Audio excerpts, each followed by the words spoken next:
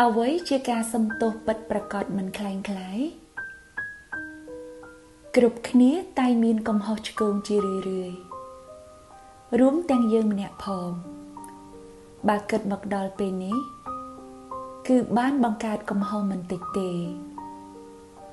ហើយភាពខុសឆ្គងនេះពុំមាននរណាម្នាក់អាចរត់គេចពីកំហុសដែលខ្លួនធ្លាប់បានធ្វើដែរមនុស្សជាបុគ្គលជនធម្មតាតែមានកំហុសតែជនដែលលើសពីមនុស្សធម្មតាគឺជាមនុស្សដែលក្លាហានហ៊ានទទួលស្គាល់កំហុសរបស់ខ្លួនហើយក៏កាន់តែជាមនុស្សអស្ចារ្យគឺបានធ្វើរឿងដែលគួរគប្បីចំពោះខ្លួនឯងនិងអ្នកដែលយើងបានធ្វើខុសឆ្គងទៅលើដែលជាកិរិយាសំទោសយ៉ាងពិតប្រាកដចំពោះបុគ្គលនោះហើយក៏ជាការដោះចិត្តចំពោះខ្លួនឯងកុំឲ្យមានវិបដិសារីការសំទោសពិតគឺត្រូវបានបង្ហាញចេញក្នុងលក្ខខណ្ឌ3យ៉ាងគឺ1ទទួលកំហុសមានន័យថាខ្លួនពិតជាបានធ្វើខុសពិតមែន2ពោលពាក្យសំទោសដល់បុគ្គលដែលយើងបានធ្វើខុស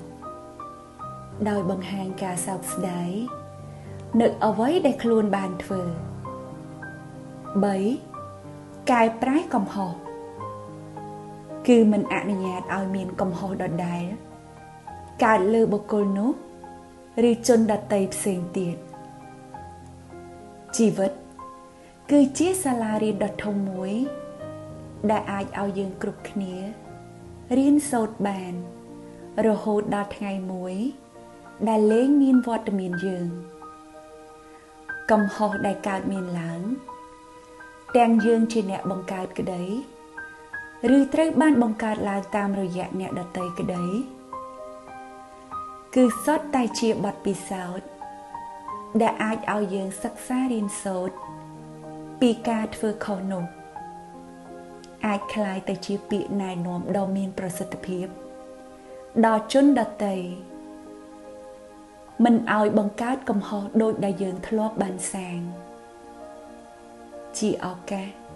នៅក្នុងការចម្រើនសេចក្តីល្អតាមរយៈការកែប្រែនៅកំហុសរបស់ខ្លួន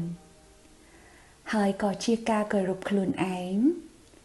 ដោយមិនអនុញ្ញាតឲ្យកំហុសដដែលកើតឡើងពិសេសជាការវឹកហាត់ភាពក្លាហានក្នុងការទទួលស្គាល់កំហុសឆ្គងរបស់ខ្លួន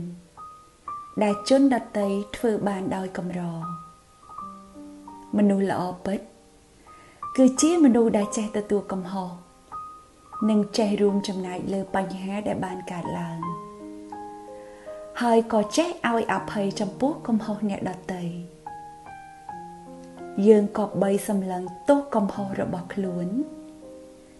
ជាជាងការសម្លឹងទោសកំហុសអ្នកដទៃដោយដែលពុទ្ធដីកាបានលើកឡើងថាជនពាលមានការសម្លឹងទោសអ្នកដទៃជាកម្លាំងរីឯជនជាបណ្ឌិតមិនមានការសម្លឹងទោសអ្នកដទៃជាកម្លាំងឡើយ